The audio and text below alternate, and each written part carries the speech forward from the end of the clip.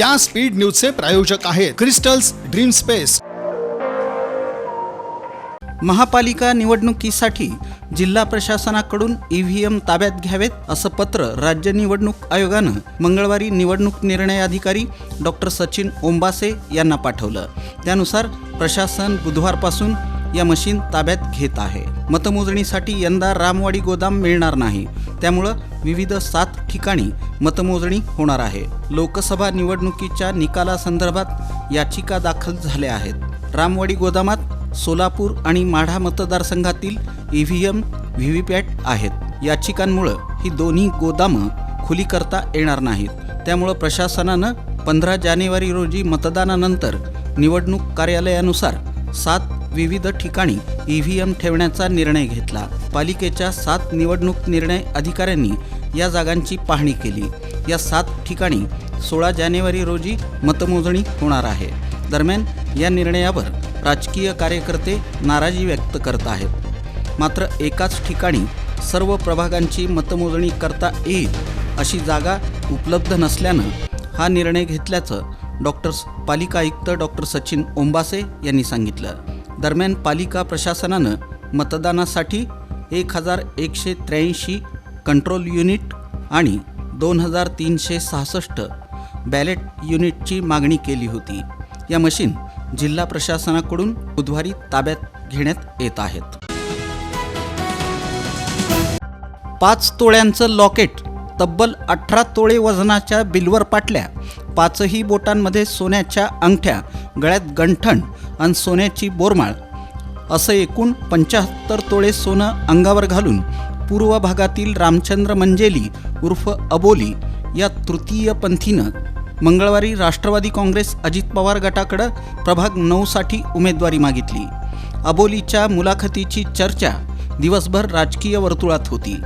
मंगळवारी दुपारी राष्ट्रवादी काँग्रेस अजित पवार गटाच्या पदाधिकाऱ्यांनी इच्छुक उमेदवारांच्या मुलाखती घेतल्या।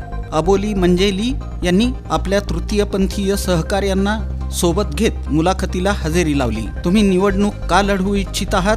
प्रभागात कोणत्या कामांना प्राधान्य देणार?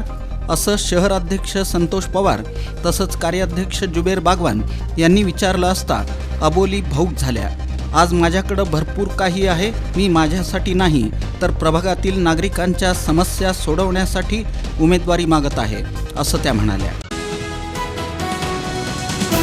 सोलापूर महापालिका सार्वत्रिक निवडणुकीसाठी मंगळवारी पहिल्याच दिवशी विविध 7 निवडणूक कार्यालयांतर्गत उमेदवारी अर्ज घेण्यासाठी मोठी गर्दी झाली होती। इच्छुक उमेदवार आणि प्रतिनिधींनी प्रत्येकी 4 नामनिर्देशन पत्र घेतली। पहिल्याच दिवशी 1074 नामनिर्देशन अर्जांची विक्री झाली। पहिल्या दिवशी माजी सभागृह नेते सुरेश पाटील, शिवानंद पाटील यांच्यासह माजी नगरसेवकांनी उमेदवारी अर्ज घेतले। मंगळवारी एकही उमेदवारी अर्ज दाखल झाला नाही।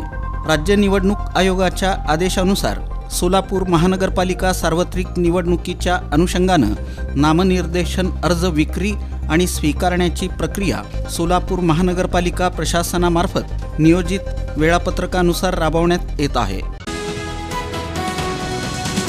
सोलापूर शहरात मंगळवारी राष्ट्रवादी पक्षाकडे उच्च शिक्षित आणि उच्च विद्या विभूषित उमेदवारांनी मुलाखती दिल्यामुळं सोलापूर महानगरपालिकेत जाण्यासाठी सुशिक्षित वर्ग मोठ्या प्रमाणावर आसुसलेला असल्याचं दिसून आलं। जुनी मिल कंपाऊंड येथील राष्ट्रवादी भवनात मंगळवारी सकाळी 10 वाजता मुलाखतींना सुरुवात झाली। दुपारनंतर मुलाखती देण्यासाठी येणाऱ्या इच्छुकांची मोठी मांदियाळी दिसून आली।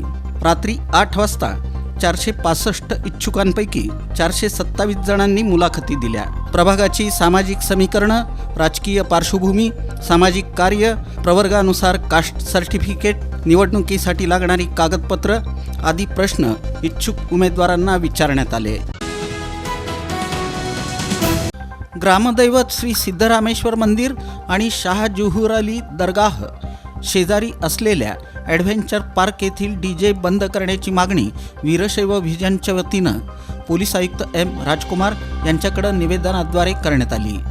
वीरशैव व्हिजन उत्सव समितीचे अध्यक्ष विजयकुमार बिराजदार यांच्या हस्ते आणि संस्थापक अध्यक्ष राजशेखर बुरकुले, सहकार्याध्यक्ष राजेश नीला, कार्यकारिणी सदस्य गंगाधर झुरळे, सोशल मीडिया प्रमुख अमित कलशेट्टी यांच्या उपस्थितीत हे निवेदन देण्यात आलं.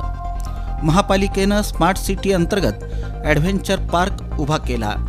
त्याचा हेतू हा होता की लहान मुलांना शांत अशा नैसर्गिक वातावरणात मनोरंजन, व्यायाम आणि निसर्गाच्या जवळ जाण्याचा अनुभव मिळावा.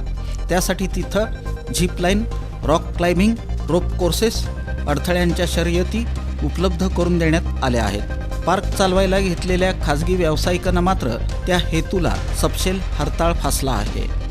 दररोज सायंकाळी कर्णकर्कश आवाजात डीजेवर चित्रपटातील अश्लील आणि विचित्र गाणी लावली जातात. त्यामुळं मंदिरातील शांतता आणि पावित्र्य भंग पावत आहे. तिथं मोठ्या आवाजात लावल्या जाणाऱ्या चित्रपटातील गाण्यांमुळं मंदिरातील भक्तांच्या ध्यानधारणेत व्यत्यय येत आहे. तसंच ॲडव्हेंचर पार्क शेजारी शाह जुहूर अली दरगाह हे प्रार्थनास्थळ आहे. तिथं सुद्धा प्रार्थनेसाठी येणाऱ्या भक्तांना या डीजेचा त्रास होत आहे. पोलीस आयुक्तांनी सोलापुरात डीजे बंदी केली आहे. तरीही त्यांच्या आदेशाची पायमल्ली ॲडव्हेंचर पार्क इथं होत असल्याचं निदर्शनास येतं. यामुळं पोलीस आयुक्तांनी ॲडव्हेंचर पार्क येथील डीजे बंद करावा अशी मागणी करण्यात आली. निवडणूक निर्णय अधिकारी वडेकर यांच्या अध्यक्षतेखाली झालेल्या बैठकीत जिल्हा परिषद पतसंस्था क्रमांक 2च्या नूतन पदाधिकाऱ्यांची निवड करण्यात आली. संस्थेचे चेअरमन म्हणून रणजित घोडके, व्हाईस चेअरमन म्हणून शशिकांत साळुंखे, मानद सचिवपदी श्रीकृष्ण घंटे आणि खजिनदारपदी प्रदीप सगट यांची एकमतानं निवड करण्यात आली. यावेळी संस्थेचे मार्गदर्शक राजेंद्र माशाळ, रामस्वामी मनलोर यांची प्रमुख उपस्थिती होती. या स्पीड न्यूजचे प्रायोजक आहेत क्रिस्टल्स ड्रीम स्पेस. सर्व सुविधांनी युक्त शहरालगतचा अद्ययावत प्रकल्प. Luxurious residential open plots, concrete road, पाण्याची सोय, स्ट्रीट लाईट अशा सुविधांसह मंदिर, योगा केंद्र, open gym, children park, open amphitheatre, निसर्गरम्य वातावरणात नवजीवन अनुभवण्यासाठी पुणे रोड, बाळे इथल्या क्रिस्टल्स ड्रीम स्पेसला प्रत्यक्ष भेट द्या. ऑफिस क्रिस्टल डेव्हलपर्स, ICICI बँकेजवळ, पार्क चौक, सोलापूर. संपर्क 820 099 827 आणि 91 45 509 509.